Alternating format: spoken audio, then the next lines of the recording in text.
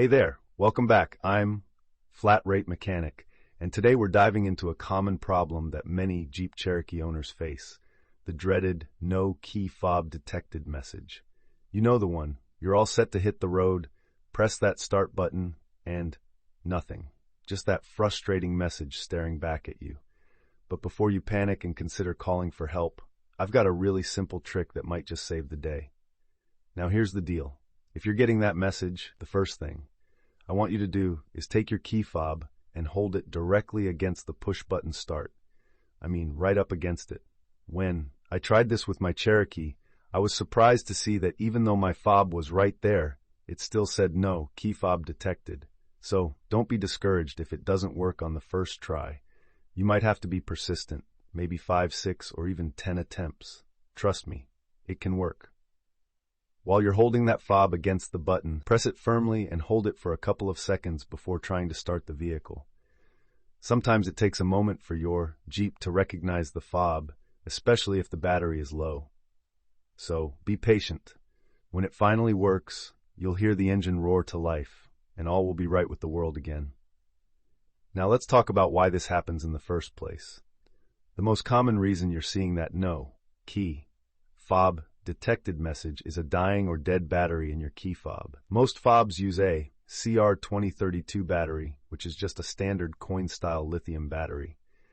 When that battery's voltage drops below around 2.5 volts, your Cherokee might not pick up the signal consistently. This issue seems to be especially common with 2022 through 2024 Jeep Cherokee and Grand Cherokee models. They have a bit of a sensitivity issue with the keyless entry system. But wait, there's more to consider. Cold weather can also affect battery performance, and signal interference from metal objects or other electronics can mess things up too. If you've tried the key fob trick multiple times and it's still not working, it might be time to think about replacing that battery. Now, replacing the key fob battery is super easy and won't break the bank. You can pick one up for just $3 to $10 at any auto parts store, Walmart, or even online. All you need is a small flathead screwdriver or a coin and your fingers. Here's how to do it. Look for the seam where the two halves of the fob come together. Use your screwdriver or a coin to pop it open. It should come apart easily, just don't force it or you might break the clips. Inside, you'll find that CR2032 battery. Take note of how it's oriented before you pop it out, then slide in your new battery the same way.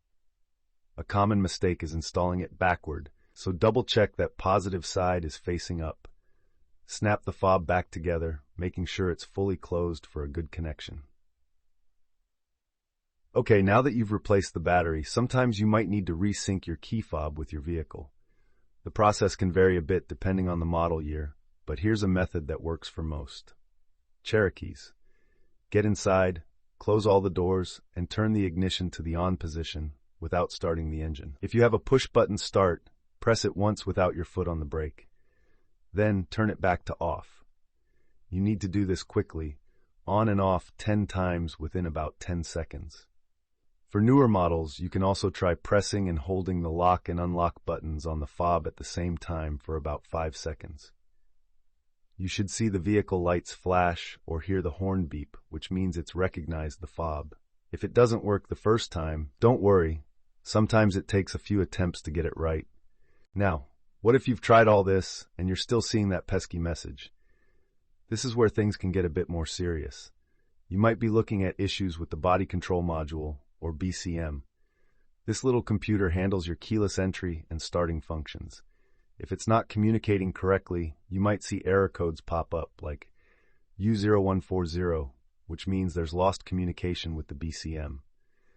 Before you rush to the dealership for diagnostics, I recommend picking up an OBD2 scanner.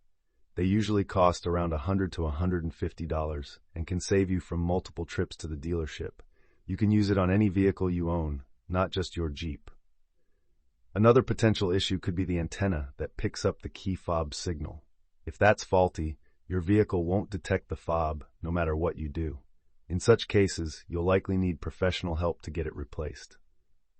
Lastly, always make sure your vehicle's main 12-volt battery is in good shape. If it's weak, it can cause all sorts of electrical gremlins, including issues with the keyless entry system. You can have it tested for free at many auto parts stores. To wrap it all up, if you're ever faced with that "No Key Fob Detected" message, remember, hold that fob against the button, check and possibly replace the battery, and consider resyncing if needed. If all else fails, don't hesitate to seek professional help. So next time you encounter this issue, you've got some tools in your toolbox to tackle it. What's your experience with key fobs and car troubles? I'd love to hear your stories. Thanks for listening, and I'll catch you in the next one.